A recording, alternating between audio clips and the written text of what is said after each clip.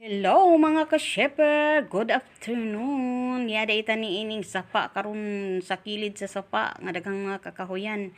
Nagbaklay-baklay kay mangita taog tubo kaya nga pula. Kay atong tambal sa ato ang UTI kay sakit ipangihi niya. Kuan sad murag sakit sad akong pangiuran, nalabian guro ni charot. Bitaw na bitaw ta diri ron kay diri man ko nakakita og pulang nga tubo ba tambal man daw ni sa UTI.